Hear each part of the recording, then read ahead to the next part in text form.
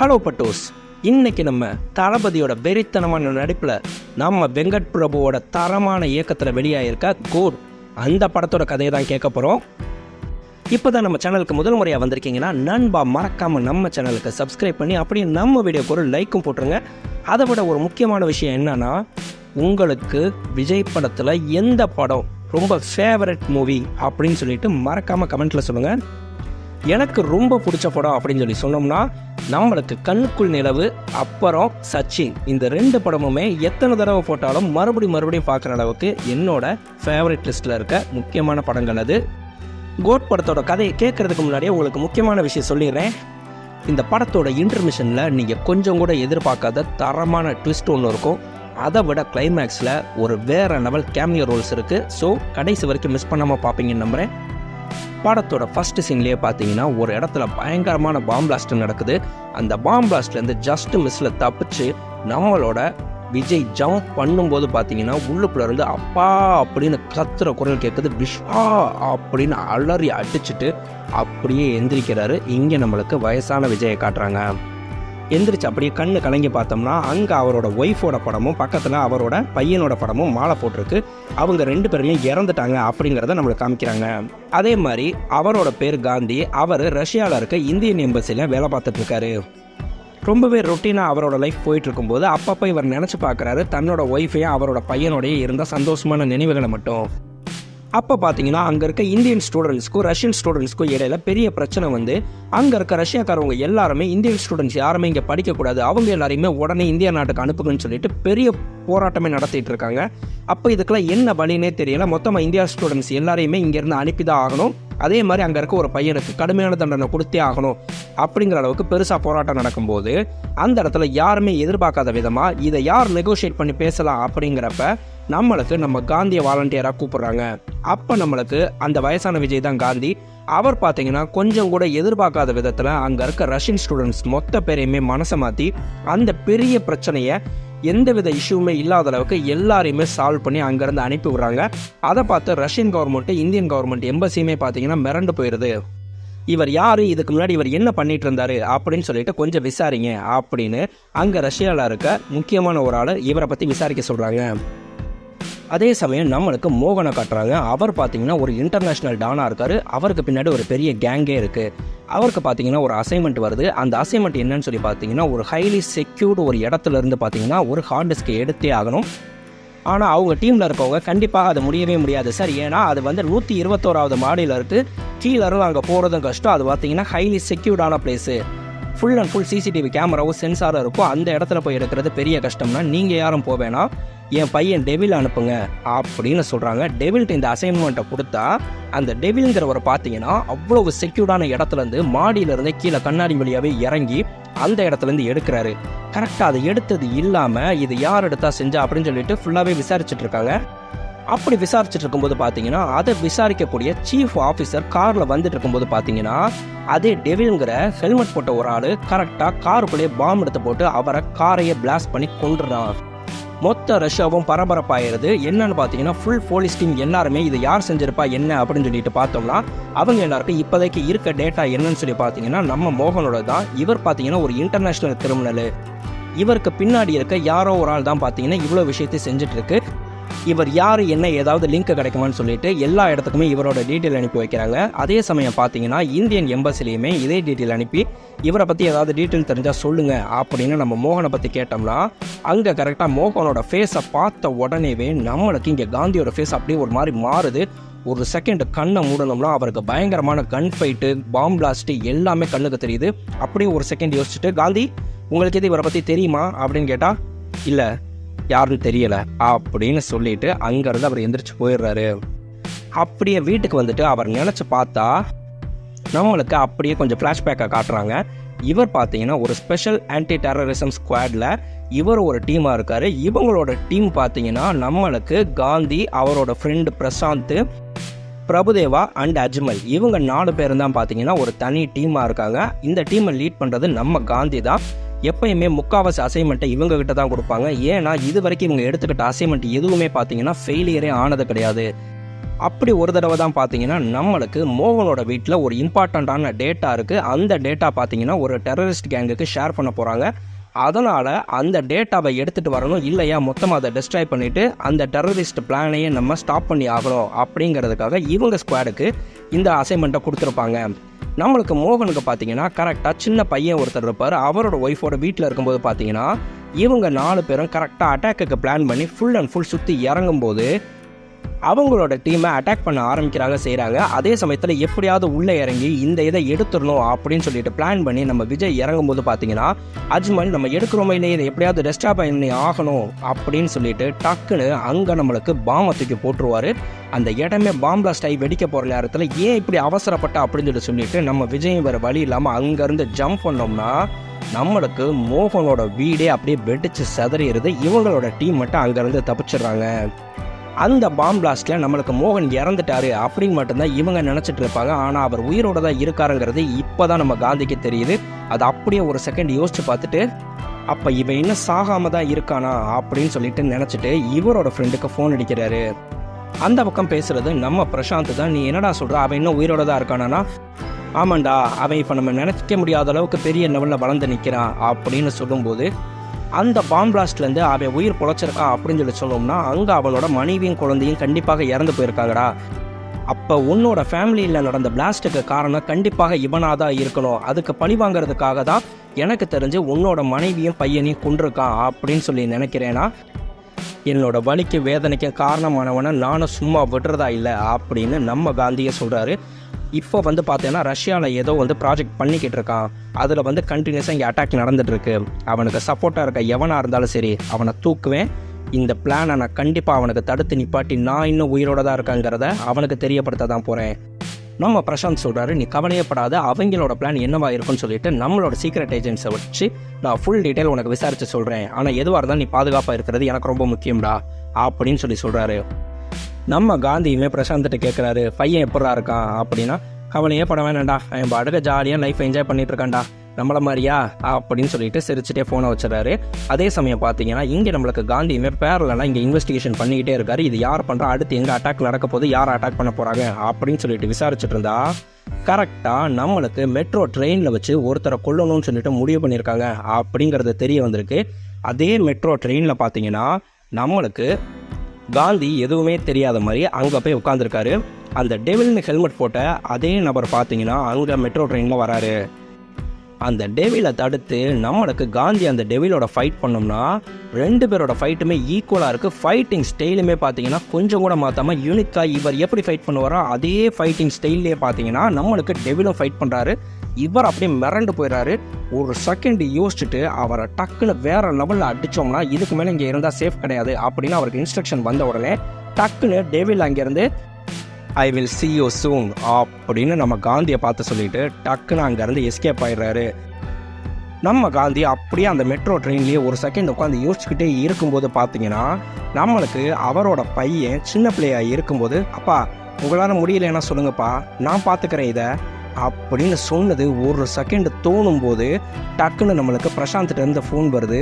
Phone வந்த உடனேவே இவர் மிரண்டு போய் என் பையனுக்கு என்னடாச்சு அப்படின்னு கேட்டால், உனக்கு எப்படா தெரியும், அதை சொல்கிறதுக்கு தாண்டா நானும் ஃபோன் அடித்தேன், உன் பையன் அவ்வளோ சொல்லியும் கேட்காம உனக்கு ஏதோ அங்கே பிரச்சனைன்னு சொல்லிட்டு அங்கே ரஷ்யாவுக்கு கிளம்பி வந்துட்டான்டா. அவன் அங்கே நேராக உன்னை பார்க்க வர்றதுக்கு முன்னாடியே ஏர்போர்ட்லேருந்து வெளியே கொஞ்சம் தூரத்துலேயே பார்த்தேன்னா ரஷ்யாவோட ஏதோ ஸ்பெஷல் டீம் அவனை டெரரிஸ்ட்னு சொல்லிட்டு அரெஸ்ட் பண்ணிட்டு போய் வச்சுருக்காங்க. இப்போ தான் எனக்கு இன்ஃபர்மேஷன் வந்துச்சு, வந்த உடனே தாண்டா உனக்கு நான் கால் பண்ணுறேன் அப்படின்னு சொல்லும்போது பார்த்தீங்கன்னா விஸ்வாக்கு ஒன்றும் ஆகலைல அப்படின்னு கேட்டால், டேய் விஸ்வா இல்லைடா விஜய்டா அப்படின்னு பிரசாந்த் சொன்னால் அப்படியே ஒரு செகண்ட் யோசிச்சுட்டு தலையில் கையை வைக்கிறாரு. அங்கே விஜய் அப்படின்னு ஜெயிலுக்குள்ளே கூப்பிடும்போது நம்மளுக்கு விஜய் அப்படியே எட்டி பார்க்குறாரு. யங் ஸ்டேஜில் இருக்கிறத காமிச்சா இவர் அப்படியே விஸ்வா அப்படின்னு யோசிச்சுக்கிட்டு இருக்காரு. அங்கே நடந்து நம்மளுக்கு டெவில் போயிட்டு இருந்தவர் அந்த ஹெல்மெட்டை கழட்டினா அதே யங் ஸ்டேஜ் விஜய் கொய்யால வேற லெவல் மாஸ் ட்விஸ்டில் இது அப்படியே நம்மளுக்கு ஒரே ஃப்ரேமில் காமிக்கிறாங்க. நம்மளுக்கு காந்தி விஜயும் காமிச்சோம்னா ஒரு பக்கம் ஒரு விஜயும் இன்னொருத்தர் விஸ்வா அப்படின்னு சொல்லிட்டு 3 பேரையுமே ஒரே ஃப்ரேமில் காட்டுறாங்க. நண்பா இந்த ட்விஸ்ட் எப்படி இருந்துச்சு அப்படிங்கிறத நம்மளுக்கு மறக்காமல் கமெண்ட்டில் சொல்லுங்கள். ஏன்னா இந்த மாதிரி ட்விஸ்ட் வைக்கும்போது உங்களோட ரெஸ்பான்ஸ் எந்த அளவுக்கு இருக்குது அப்படிங்கிறது தெரிஞ்சிச்சுன்னா இந்த ஸ்டோரியை எவ்வளோ கஷ்டப்பட்டு எழுதுனேன் அப்படிங்கிறது எனக்கு தெரியும். உங்களோட சப்போர்ட் மூலியமாக எனக்கு ஒரு சந்தோஷம் கிடைக்கும். நம்மளுக்கு இன்டர்மிஷன் முடித்த உடனே அப்படியே நம்மளுக்கு ஃப்ளாஷ்பேக்கை காட்டுறாங்க. நம்மளுக்கு யங் ஸ்டேஜ் விஜய், அதாவது யங் ஸ்டேஜ் காந்தியும் அவரோட டீம் எல்லாமே பார்த்தீங்கன்னா நம்மளுக்கு வேறு லெவலில் ஒவ்வொரு அசைன்மெண்ட்டும் தெரிக்க விட்டுட்ருக்காங்க. நம்மளுக்கு காந்தியோட ஒய்ஃப் தான் ஸ்னேகா. அவங்களுக்கு 5 வயசில் ஒரு பையன் இருக்கும். அந்த பையன் பேர் தான் பார்த்தீங்கன்னா விஸ்வா. அதே மாதிரி நம்ம ஸ்னேகா இப்போ நிற மாத கர்ப்பிணியாகவும் இருக்காங்க. இவங்க ஆன்டி டெரரிசம் ஸ்குவாடில் இருக்காங்கங்கிறது அவங்க ஃபேமிலியில் யாருக்குமே தெரியாது. நம்ம ஸ்னேகாவுக்கு ட்ரீட்மெண்ட் கொடுக்குறது யாருன்னு பார்த்தீங்கன்னா லைலா. அவங்களுக்கு மட்டும்தான் பார்த்தீங்கன்னா இவர் டெரரிஸ்ட் ஸ்குவாடில் இருக்கார் அப்படிங்கிறதே தெரியும். ஏன்னா இவங்க எல்லாருக்குமே ட்ரீட்மெண்ட் கொடுக்குற டாக்டர் நம்ம லைலா தான். செக்கப்புக்கு போகும்போது குழந்தை நல்லா ஆரோக்கியமாக இருக்குது, நீ எதை பற்றியும் கவலைப்பட வேணாம்னா அவங்க ஸ்னேகா சொல்கிறாங்க, இல்லை எனக்கு குழந்தைய பற்றிலாம் கவலை இல்லை, காந்தியை பற்றி தான் கவலை. அப்பப்போ அடிக்கடி வெளியூரில் வேலை அப்படின்னு சொல்லிட்டு சொல்லாமல் எங்கேயோ கிளம்பி போயிடுறான் செய்கிறான். தனியாக போய் ஃபோன் பேசுகிறான் செய்கிறான். எனக்கு என்னமோ அவன் வேற ஒரு கேர்ள் ஃப்ரெண்டை தனியாக செட் பண்ணிட்டானோ அப்படின்னு சொல்லிட்டு டவுட்டாக இருக்குது அப்படின்றாங்க. நம்ம லைலாவால் எந்த உண்மையை சொல்ல முடியலனாலும் அதெல்லாம் ஒன்றுமே இல்லை அப்படின்னு நம்ம ஸ்னேகாவை சமாளிக்கிறாங்க. இங்கே அதே மாதிரி நம்மளோட யங் ஸ்டேஜ் விஜயை காமிச்சோம்னா அவர் ரொம்பவே ஜாலியான டைப்பாக இருக்கார். ஃப்ரெண்ட்ஸோட சரக்கடிக்க கூத்தடிக்க எவ்வளோ தான் நம்மளுக்கு ஸ்குவாடாக போய் அவங்க அசைன்மெண்ட்டை முடிச்சுட்டு வந்தாலும் இங்கே அவரோட ஃப்ரெண்ட்ஸு டீமு பார்ட்டி பப்புன்னு சொல்லி வந்துருச்சுன்னா வேறு லெவலில் என்ஜாய் பண்ணுறாரு. நம்மளுக்கு ஃபுல் சரக்கை போட்டாருன்னா இங்கே வீட்டில் வந்து பையனோட சைக்கிள் வச்சு விளையாடுறது செய்கிறது அப்படின்னு ஒரே ஆட்டம் கொண்டாட்டம் தான். அந்த சமயத்தில் தான் பார்த்தீங்கன்னா நம்மளுக்கு பேங்காக்கில் ஒரு அசைன்மெண்ட் வருது. அந்த அசைன்மெண்ட்டை முடிச்சே தீரணும்னு சொல்லிட்டு கிளம்பலான்னு முடிவு பண்ணால் இந்த தடவை நம்ம ஸ்னேகா மல்லு கட்டி பிடிச்சிக்கிறாங்க. அப்படி நீ என்ன தான் ப்ராஜெக்ட்டுக்கு போகிற, எனக்கு என்னமோ மேலே சந்தேகமாக இருக்குது, நானும் கண்டிப்பாக வந்தே தீருவேன் அப்படின்னு சொன்னால் இவர் வேறு வழியே இல்லாமல் டே என் ஒய்ஃபு வரேன்னு சொல்லி சொல்கிறானா.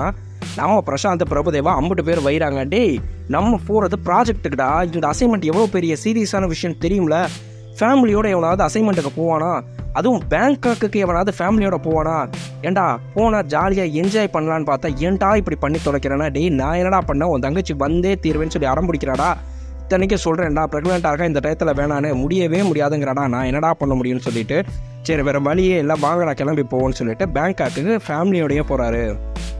அங்கே இவங்க அசைன்மெண்ட்டுக்காக போயிருக்கும்போது பார்த்தீங்கன்னா நம்மளுக்கு ஸ்னேகாவுக்கு தெரியாமல் இவர் பப்புக்கு போகிற மாதிரி கிளம்பி அங்கே அசைன்மெண்ட்டுக்கு போய் அங்கேருந்து கேங் லீடர்கிட்டருந்து சில இன்ஃபர்மேஷன்லாம் கேதர் பண்ணிட்டு வராங்க. அங்கே இவரை கரெக்டாக ஐடென்டிஃபை பண்ண அந்த கேங்கோட லீடர் பார்த்தீங்கன்னா மறுநாள் இவரை அட்டாக் பண்ணுறதுக்காக அனுப்புகிறாங்க. அப்போ பார்த்தீங்கன்னா இவர் எதிர்பாராத விதமாக ஸ்னேகாவோட வெளியே ஷாப்பிங் வந்திருந்தவர் அங்கேருந்து டக்குன்னு பக்கத்தில் இருந்த டாக்ஸியை எடுத்துகிட்டு இவர் ஒய்ஃபை கூப்பிட்டுட்டு எஸ்கேப் ஆகிறாரு. அந்த சேசிங் சீன்லாம் வேறு லெவலில் மாசாக காமிச்சிருப்பாங்க. அங்கேருந்து ஒரு வழியாக தப்பிச்சு இவங்க மிஷனையும் முடிச்சுட்டு கரெக்டாக நம்மளுக்கு இந்தியா வந்துடுவாங்க. எப்பயுமே பார்த்தீங்கன்னா இவரோட பையனோட இவர் அதிகமாகவே டைம் ஸ்பெண்ட் பண்ணுவார். இவரோட ஃபைட்டிங் டெக்னிக்கு எல்லாமே பார்த்தீங்கன்னா இவரோட பையன் விஸ்வாக்கு ஃபுல் அண்ட் ஃபுல் சொல்லி கொடுத்துட்டே தான் இருப்பார். அதே மாதிரி ஒரு டைம் பார்த்தீங்கன்னா இவர் வீட்டில் இருக்கும்போது ஒரு அசைன்மெண்ட்டுக்காக ஒருத்தர் வந்துட்டு ஒருத்தனை கொல்லணும் அப்படின்னு சொல்லிட்டு நம்ம காந்திகிட்ட சொன்னால் அதெல்லாம் என்னால் செய்ய முடியாது, நீங்கள் எதிர்பார்க்குற ஆள் நான் கிடையாது அப்படின்னு சொல்லி காந்தி பேசும்போது அவரோட பையன் ஒளிஞ்சிட்டேன்னு அதை கேட்டுட்டு டக்குன்னு வந்து அவங்க அப்பாட்ட சொல்லுவார், அப்பா உங்களால் முடியலன்னா சொல்லுங்கப்பா, நான் இதை பார்த்துக்கிறேன் அப்படின்னா, டேய் லூஸ் மாதிரி பேசாத, என்ன நடக்குது ஏது நடக்குதுன்னே தெரியாமல் அப்படின்னு சொல்லி சத்தம் போட்டு விட்ருவார். ஆனால் காந்திக்கே தெரியாமல் அவரோட கன்னை எடுத்துகிட்டு போய் அவங்க சொன்ன அசைன்மெண்ட்டை இவர் சத்தமே இல்லாமல் முடிச்சுட்டு வந்து அந்த கன்னை மறுபடியும் வீட்லேயே வச்சிருவார். நம்மளுக்கு கரெக்டாக அவர் இறந்துட்டாருங்கிறத பார்த்த உடனேவே நம்ம காந்தி இதை யார் செஞ்சிருப்பான்னு யோசிச்சுட்டு இருக்கும்போது இவரோட கன்னில் புல்லட் குறையிறதையும் கரெக்டாக செக் பண்ணிடுவார். இதை கண்டிப்பாக விஸ்வாதான் செஞ்சிருப்பான்னு அவனை கூப்பிட்டு பயங்கரமாக பான் பண்ணுவார். இதுக்கு மேலே இந்த மாதிரி விஷயத்துலலாம் நீ தலையிடாத செய்யாத அப்படின்னு சொல்லிட்டு அந்த டயத்தில் தான் பார்த்தீங்கன்னா நம்மளுக்கு மோகனோட அசைன்மெண்ட் ஒன்று வந்திருக்கும். அந்த அசைன்மெண்ட்டில் நான் முதலே சொன்னேன் இல்லையா, மோகனோட வீட்டில் போய் ஒரு முக்கியமான எவிடன்ஸை எடுத்துகிட்டு வரணும், இல்லைன்னா அது டெரரிஸ்ட் கைக்கு போய் பெரிய அட்டாக்கே நடக்க வேண்டியது இருக்குது அப்படிங்கிற மாதிரி இருந்ததுனால நம்ம அஜ்மல், பிரசாந்த், பிரபுதேவா எல்லாருமே பார்த்தீங்கன்னா காந்தியோட டீமாக அங்கே போய் அட்டாக் பண்ண போகும்போது நம்மளுக்கு அப்போ தான் ஒரு முக்கியமான விஷயத்தை காட்டுறாங்க. அந்த எவிடன்ஸை யாருக்குமே தெரியாமல் நம்ம அஜ்மல் முன்னாடியே எடுத்துகிட்டு தான் பார்த்தீங்கன்னா அந்த விஷயம் வெளியே தெரியக்கூடாது அப்படிங்கிறதுக்காக அந்த வீட்டுக்கே மொத்தமாக பாம்பு போட்டு எவிடன்ஸ் அழிஞ்சு போயிடுச்சுங்கிற மாதிரி க்ரியேட் பண்ணியிருப்பார். அந்த எவிடன்ஸை அந்த டெரரிஸ்ட் கேங்குக்கே பெரிய அமௌண்ட்டுக்கு நம்ம அஜ்மல் விற்றுருப்பார். அதுக்கப்புறம் இந்த ஸ்குவாடை விட்டு இவர் வெளியே போயிட்டார். இந்த ஒரு அட்டாக் அப்புறம் தான் பார்த்தீங்கன்னா நம்மளுக்கு விஜயுமே பார்த்தீங்கன்னா நம்மளால் ஒரு குழந்தை இறந்துருச்சு செஞ்சிருச்சு அப்படின்னு சொல்லிட்டு நம்மளுக்கு ஸ்குவாடை விட்டு இவர் விலகிறாரு. அப்போ தான் பார்த்தீங்கன்னா நம்மளுக்கு மோகனை காட்டுறாங்க. அந்த அட்டாக்ல அவரோட ஒய்ஃபும் அவரோட சின்ன பையனும் தான் இறந்துருப்பாங்க. இவர் ஹாஸ்பிட்டலில் சீரியஸாக உயிரோடு இருக்கும்போது கஷ்டப்பட்டு பொழைச்ச உடனே சொல்லுவார், நான் அனுபவித்த அதே வழியை காந்தி அனுபவிச்சே ஆகணும் அப்படின்னு சொல்லிட்டு நம்மளுக்கு காந்தியை ஃபேமிலியோட கொள்றதுக்காக பிளான் பண்ணியிருப்பாரு. கரெக்டாக பார்த்தீங்கன்னா அப்போ தான் ஸ்னேகாவுக்கு குழந்தை பிறந்து கொஞ்ச நாள் தான் ஆயிருக்கும். ரொம்பவே சந்தோஷமாக அவரோட வீட்டில் இருக்கும்போது பார்த்தீங்கன்னா எதிர்பாராத விதமாக மொத்தமாக ஒரு பெரிய டீமே வந்து அவர் வீட்டில் இருக்கும்போது அட்டாக் பண்ணுது. சுற்றி எல்லாரும் கன்ஃபயர் பண்ணி பாம்பை தூக்கி வீசும்போது வேறு வழியே நம்ம அவர் குழந்தைய தூக்கிட்டு அங்கேருந்து கன்ஷாட்டோட தப்பிச்சு போகும்போது மொத்த வீடுமே அப்படியே பாம்பில் பிளாஸ்ட் ஆகி இடிஞ்சு விழுதுருது. அதில் அவரோட பையன் விஸ்வாவும் ஸ்னேகாவும் இறந்துட்டாங்க அப்படின்னு சொல்லிட்டு இவர் நினச்சிட்டு அந்த கை குழந்தையோட அங்கேருந்து தப்பிச்சிருவார். இந்த பிளாஸ்ட்டுக்கு அப்புறம் மோகனுமே பார்த்தீங்கன்னா நம்மளுக்கு காந்தி இறந்துட்டான் அப்படின்னு சொல்லிட்டு தான் நினச்சிட்ருப்பாரு. அதே மாதிரி காந்திக்குமே இதை செஞ்சது யார் அப்படிங்கிறது தெரியல. ஏகப்பட்ட அசைன்மெண்ட் பண்ணதில் ஏதோ ஒரு அசைன்மெண்ட்டில் இருக்கவன் தான் நம்மளை இப்படி பண்ணியிருக்கான்னு தான் நினச்சிருப்பாரே தவிர மோகன் உயிரோடு இருக்கிறது நம்ம காந்திக்குன்னு தெரியாது. இந்த பாம் பிளாஸ்ட்டுக்கு அப்புறம் பார்த்தீங்கன்னா நம்மளுக்கு காந்தி இந்த விஷயம் எதுவுமே என் பையனுக்கு தெரிய வேண்டாம், என் பையன் ஒரு சராசரி ஆளோட பையனா இங்கேயே வளரட்டும் அப்படின்னு சொல்லிட்டு தான் அவரோட பிரசாந்தோட கஸ்டடியில் இவர் அங்கே விட்டுட்டு இவர் எதுவுமே தெரியாத மாதிரி இங்கே நம்மளுக்கு தனியாக வாழ்ந்துக்கிட்டு இருக்காரு. அங்கே பிரசாந்தோட கஸ்டடியில் அங்கே வளர்கிற பையன் பேர் தான் விஜய். இங்கே நம்மளுக்கு ஹெல்மெட்டை கழட்டின டெவிலை காட்டினாங்க இல்லையா, அதுவுமே இன்னொரு விஜய்னு சொன்னேன்ல, அவர் வேற யாரும் கிடையாது, இவரோட மூத்த பையன் விஸ்வா தான். அந்த பாம் பிளாஸ்டில் இறந்துருப்பாங்கன்னு சொல்லி நினச்சா இவர் உயிருக்கு போராடிட்டு இருக்கும்போது நம்ம மோகனை இவரை கூட்டிகிட்டு போய் ஒரு காந்தியோட பையனை தேச துரோகியை நான் வளர்க்க போகிறேன்டா அப்படின்னு சொல்லி முடிவு பண்ணி தான் இவரை இந்த மாதிரி வளர்த்துருப்பாரு. எந்த காந்தியை வச்சு என்னோட குடும்பத்தை அழிச்சிங்களோ அவனோட பையனை வச்சு உங்கள் நாட்டையும் நான் அழிக்கிறேன்டா அப்படின்னு சொல்லிட்டு நம்ம மோகன் சபதமே எடுத்திருப்பாரு.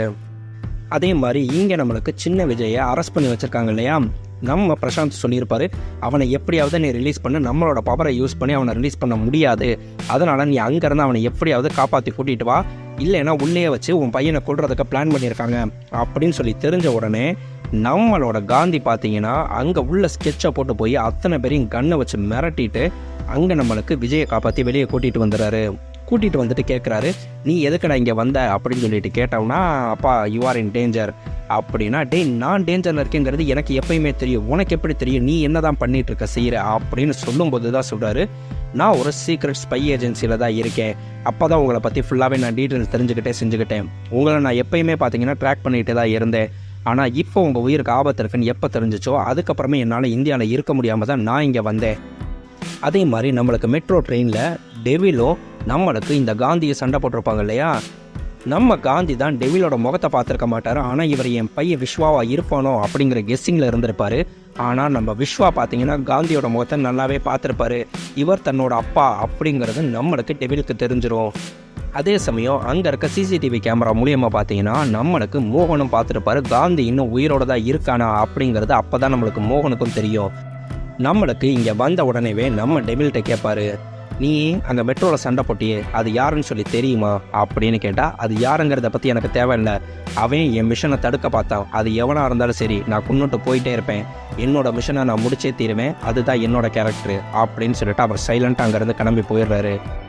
நம்மளுக்கு மோகனுக்கு இவர் மேலே கொஞ்சம் சந்தேகம் இருந்தாலும் இவனுக்கு அடுத்து ஒரு டெஸ்ட் வச்சு தீரணும்னு சொல்லி முடிவு பண்ணி தான் நம்மளுக்கு அடுத்து நீ காந்தியை ஷூட் பண்ணி கொல்லணும் அப்படின்னு சொல்லிட்டு நம்ம மோகன் மிஷன் கொடுத்துருப்பாரு.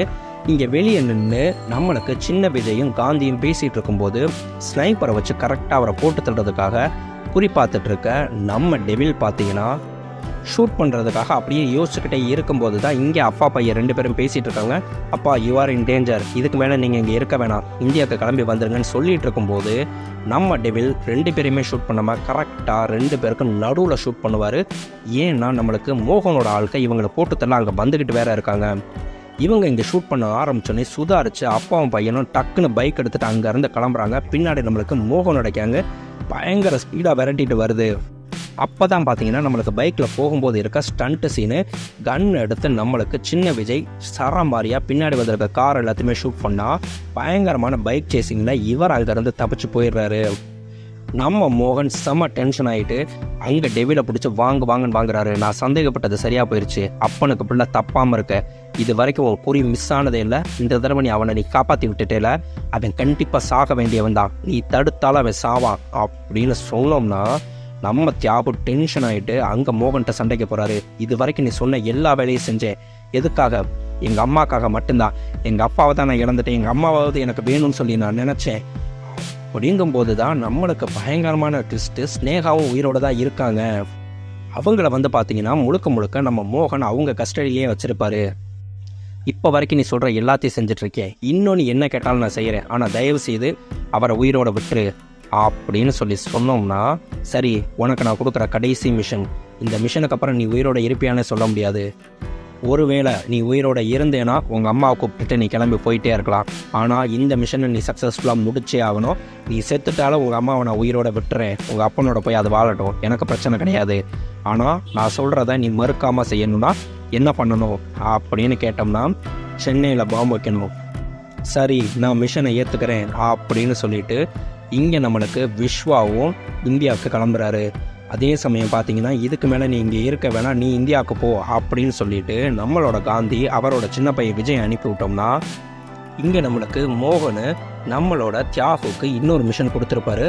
என்னன்னா, அங்கே சென்னையில் அட்டாக் நடக்கிறதுக்கு முன்னாடி நம்மளுக்கு இந்தியாவே மிரட்டுற மாதிரி இங்கே இருக்க இந்தியன் எம்பசியில் இருக்க எம்பசியோட ஹெட்டையே நீ உள்ளுக்குள்ளேயே போய் போட்டு தள்ளணும் அப்படின்னு சொல்லியிருப்பாரு. வேறு வழியே இல்லாமல் நம்ம டெவில் தியாகுமே பார்த்தீங்கன்னா அங்கே நேராக உள்ளே போட்டு தள்ளுறதுக்காக வந்தால், அங்கே இருக்க நம்ம காந்திக்கு இவருக்கும் நேரடியாக பயங்கரமான ஃபைட் நடக்குது. அது வரைக்கும் மாஸ்க் போட்டு தான் ஃபைட் பண்ணிட்டு இருந்ததுனால நம்ம காந்திக்கு இது தியாகுவா என்னங்கிற டவுட்லேயே இருந்தபோது சண்டேல கரெக்டாக அவரோட முகமுடியை எடுத்து இவர் தியாகு தாங்கிறத கன்ஃபார்ம் பண்ணிடுறாரு. கன்ஃபார்ம் பண்ணிவிட்டு நம்ம தியாகுவை தடுக்கிறாரு. தியாகு இதை நீ செய்யாத, தயவு செய்து இது வரைக்கும் நீ செஞ்ச எல்லாமே போதும், இந்த பிரச்சனையிலேருந்து வெளியே வந்துடலாம், நான் சொல்கிறத மட்டும் கேளுன்னு சொன்னால், நீ வேணும்னா உன் நாட்டுக்காக உன் குடும்பத்தையே இழக்கிறதுக்கு தயாராக இருக்கலாம், ஆனால் என்னால் அப்படி முடியாது, எனக்கு அம்மாவும் அப்பாவும் 2 பேருமே உங்கள் 2 பேர் உயிரை காப்பாற்றுறதுக்காக நான் இன்னும் என்ன வேணாலும் செய்வேன் அப்படின்னு சொன்னால், நம்ம காந்தி அப்படியே ஒரு செகண்ட் மிரண்டு போயிட்டு, என்னடா சொல்கிற, அம்மா உயிரோடு இருக்காளா, உண்மையை சொல்கிறானா, அது கூட தெரியாமல் தான் நீ இத்தனை வருஷம் வாழ்ந்துட்டுருக்க, உங்களுக்காக இவரை இல்லை சென்னையை மட்டும் இல்லை மொத்த இந்தியாவே அழிக்க சொன்னாலும் நான் அழிக்க தயாராக தான் இருக்கேன், எனக்கு என் குடும்பம் தான் முக்கியம் அப்படின்னு சொல்லிட்டு அங்கேருந்து நம்மளுக்கு அந்த ஹெட்டையும் போட்டு தள்ளிட்டு இவர் அங்கேருந்து எஸ்கேப் ஆகி போயிடுறாரு. நம்ம காந்தி இவர் சொன்ன விஷயத்தை யோசிச்சு பார்க்கும்போது தான் தெரியுது, அப்படின்னா அடுத்து இவன் கண்டிப்பாக சென்னை அட்டாக் பண்ண போகிறான் அப்படிங்கிறது தெரிஞ்ச உடனே நம்ம பிரசாந்துக்கு இந்த விஷயத்தை இன்ஃபார்ம் பண்ணுறாரு. நம்மளுக்கு பிரசாந்த் அவங்களோட டீமை பார்த்தீங்கன்னா மொத்த இந்தியாவுமே அலர்ட் பண்ணணும்னு சொல்லிட்டு அலர்ட் பண்ணுறாங்க. அதே மாதிரி பார்த்தீங்கன்னா இங்கே சீஃப் மினிஸ்டர் வந்து இந்த ஆர்டர் வருது, என்னன்னா நம்மளுக்கு காந்தி மறுபடியும் இந்தியா வந்தாகணும் அப்படின்னு சொல்லிட்டு, வேறு வழியே இல்லைன்னு சொல்லிட்டு நம்ம காந்தி இங்கே இந்தியா கிளம்பி வராரு. அதே மாதிரி பார்த்தீங்கன்னா நம்ம டெவிலும் அவங்களோட டீமோட பார்த்தீங்கன்னா இந்தியாவுக்கு கிளம்பி போயிடுறாரு. என்னன்னா சென்னையில் பாம்பு வச்சு தீரணும்னு சொல்லி முடிவு பண்ணி, நம்மளுக்கு இங்கே காந்தி வந்த உடனே அவரோட ஃப்ரெண்டு பிரசாந்த் அவரோட டீமில் இருந்த பிரபுதேவா எல்லாரையுமே கூப்பிட்டு பேசுனா, அஜ்மல் அங்கே வரல, அஜ்மலை கூப்பிட மாட்டேன் அப்படின்னு சொல்லிட்டு பிரசாந்த் சொல்லியிருப்பாரு. ஏன் என்ன அப்படின்னு சொல்லி கேட்கும்போது தான் பார்த்தீங்கன்னா நம்மளுக்கு பிரசாந்த் உண்மையே சொல்கிறாரு, அஜ்மல் நம்மளுக்கு துரோகம் பண்ணிட்டான் அப்படின்னு சொன்னால், இதை ஏன்டா நீ முன்னாடியே சொல்லலை, சரி இப்போ விஜய் எங்கடா இருக்கான் அப்படின்னு கேட்டால், டேய் விஜய் கூட அங்கே தானடா ரஷ்யாவில் இருந்தான் அப்படின்னு பிரசாந்த் சொல்கிறாரு. நம்மளுக்கு காந்திக்கு தூக்கி வாரி போட்டுறது, டேய் என்னடா சொல்கிறான், அவனை நான் முன்னாடி இந்தியாவுக்கு அனுப்பி விட்டேன்டா அப்படின்னு சொன்னோம்னா, இல்லைடா எனக்கு தெரியாது, நீ இன்ஃபார்ம் பண்ணவே இல்லை, அவன் இங்கே வந்து என்னை காண்டாக்ட் பண்ணவே இல்லைடா அப்படின்னு சொன்னோன்னே இவருக்கு தலை சுத்த ஆரம்பிச்சிருது, எங்கடா போனா இவன் அப்படின்னு சொல்லிட்டு. இங்கே அவருக்குன்னு ஒரு ஃப்ரெண்ட்ஸ் டீம் இருக்கும், கேர்ள் ஃப்ரெண்டெல்லாம் இருக்கும், அவங்க எல்லாருமே விசாரிக்கிறாரு. யோகி பாபு அவங்களோட டீம் தான் நம்மளுக்கு இங்கே இருந்த விஜயோட ஃப்ரெண்ட்ஸு. அதே மாதிரி நம்மளுக்கு இந்த விஜய் சொல்லியிருந்தது ஞாபகம் இருக்கும், இவன் ஒரு ஸ்பை ஏஜென்சியில் ஒர்க் பண்ணுறேன்னு சொல்லி சொன்னானே, அதை பற்றி உனக்கு தெரியுமா நீங்கள் விசாரிச்சோம்னா அது யார் என்னங்கிறது யாருக்குமே தெரியலை. இவன் அப்படி ஒரு ஸ்பை ஏஜென்சியில் ஒர்க் பண்ணிட்டு இருந்தாங்கிறது கூட இங்கே யாருக்குமே தெரியலைங்கிற போது அவன் எங்கே போயிருப்பான், எப்படி போயிருப்பான், யார் அந்த ஸ்பை ஏஜென்ட்ஸு அப்படிங்கிறத இவங்க எப்படா கண்டுபிடிக்கிறதுன்னு யோசிச்சா, யோகி பாபு மட்டும் ஒரு சின்ன லீடு கொடுக்குறாரு. சார் ஒரே ஒரு நாள் எதிர்பாராத விதமாக அவன் டக்குன்னு ஃபோன் எடுத்துகிட்டு போகும்போது, சொல்லுங்கள் கேப்டன் மட்டும் சொன்னா சார் அப்படின்னு சொன்ன உடனே நம்மளுக்கு இங்கே காந்தியை அவங்களோட டீமை மொத்தமாக யோசிக்கிறாங்க. கேப்டன்னு சொல்லி சொன்னானா, இங்கே இவங்க 3 பேருமே யோசிச்சு பார்க்குறாங்க, ஒருவேளை நம்ம கேப்டனாக இருக்குமோ அப்படின்னு சொல்லி யோசிச்சா, நம்மளுக்கு அங்கே அப்படியே காமிக்கிறாங்க இவர் இந்தியா வந்து இறங்கின உடனேவே பார்த்தீங்கன்னா நம்மளுக்கு மோகனுக்கு இவருக்கு இன்னொரு பையன் இருக்கான்னு சொல்லி தெரிஞ்சா மொத்தமாக குடும்பத்தோடு அழிக்கணும்னு முடிவு பண்ணவர் அவ்வளோ சீக்கிரத்தில் எப்படி விடுவார். இங்கே சென்னையில் ஆள் வச்சு நம்மளுக்கு இந்த விஜயை தூக்கிடுறாரு. தூக்கி கொள்ளணும்னு சொல்லி முடிவு பண்ணும்போது தான் பார்த்தீங்கன்னா அங்கே நம்மளுக்கு மாசாக என்ட்ரி கொடுக்கறது நம்ம கேப்டன் விஜயகாந்த் தான். அங்கே உள்ள களத்தில் இறங்கினவர் அம்புட்டு பெருமை அடித்து பறக்க விட்டு பயங்கரமான கன் ஃபைட்டு நரசிம்மா ஸ்டைலில் வந்து இறங்குறாரு.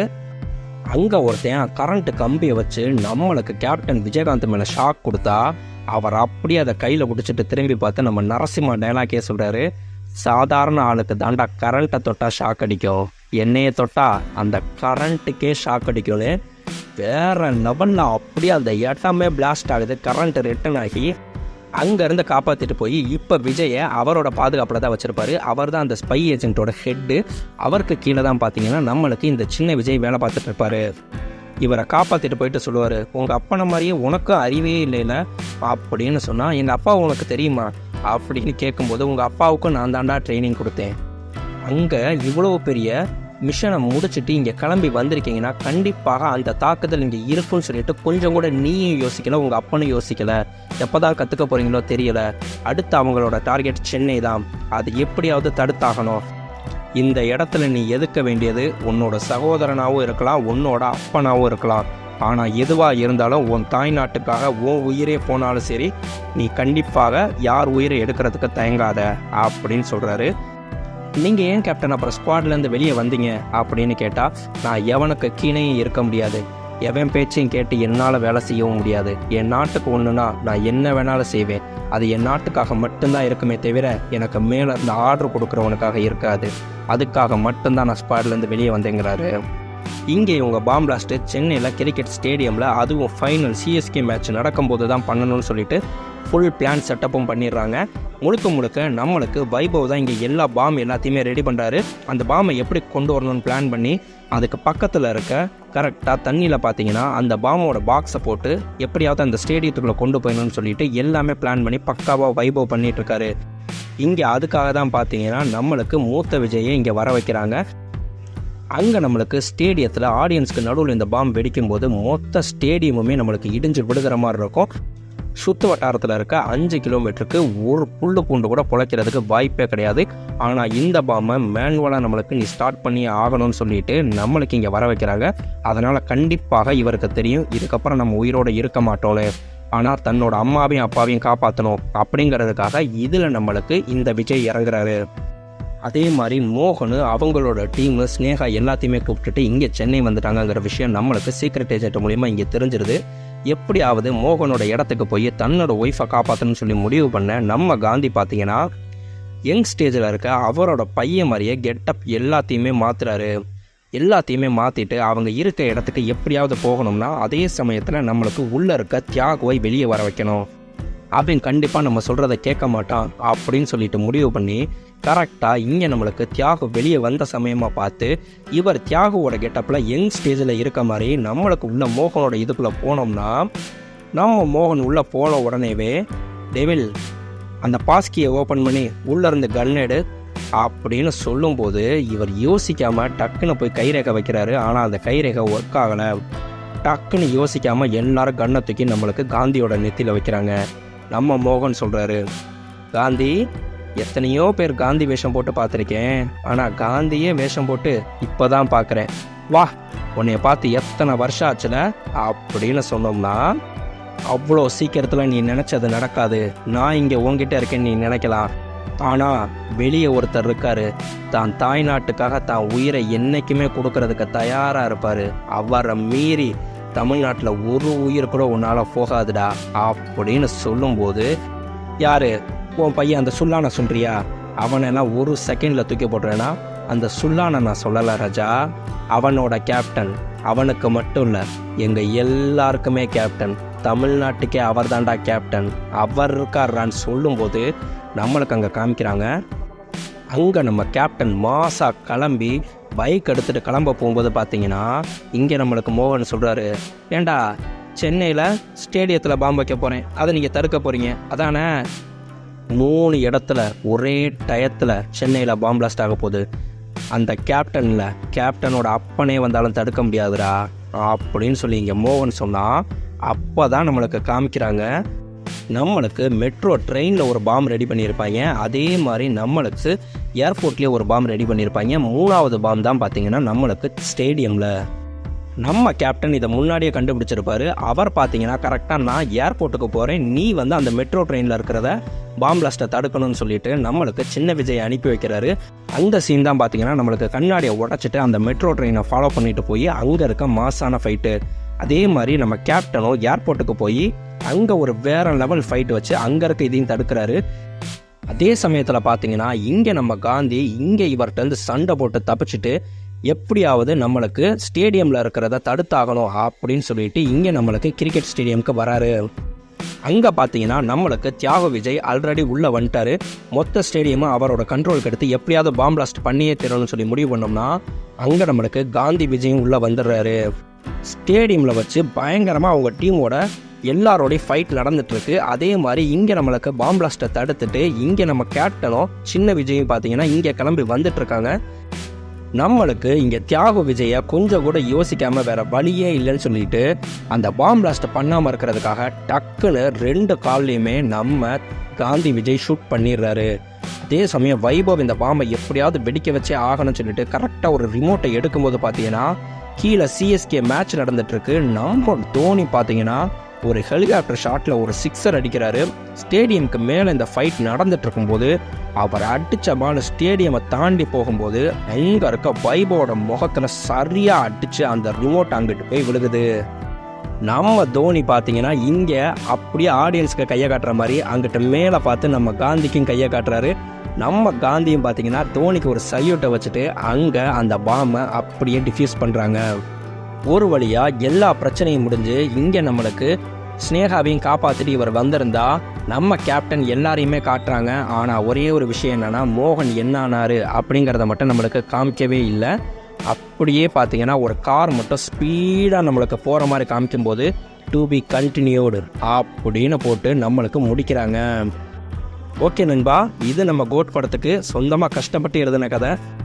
உங்களுக்கு இந்த கதை எந்த அளவுக்கு பிடிச்சிருந்துச்சி அப்படிங்கிறத மட்டும் மறக்காமல் சொல்லுங்கள் நண்பா. இந்த படத்தில் நீங்கள் சொன்னதில் இந்த சீன் நல்லா இருந்துச்சு அப்படின்னு சொல்லி சொன்னீங்கன்னா பர்டிகுலராக அது எந்த சீன் அப்படிங்கிறதையும் மறக்காமல் கமெண்ட்டில் சொல்லுங்கள் நண்பா. கோட் ட்ரெய்லரை வச்சு இந்த படம் உங்களுக்கு எந்த அளவுக்கு ஹிட் ஆகும்னு சொல்லி தோணுது அப்படிங்கிறதையும் மறக்காமல் கமெண்ட்டில் சொல்லுங்கள். மறுபடியும் அடுத்து ஒரு நல்ல வீடியோவில் உங்களை நான் சந்திக்கிறேன் நண்பா. பாய் பட்டோஸ்.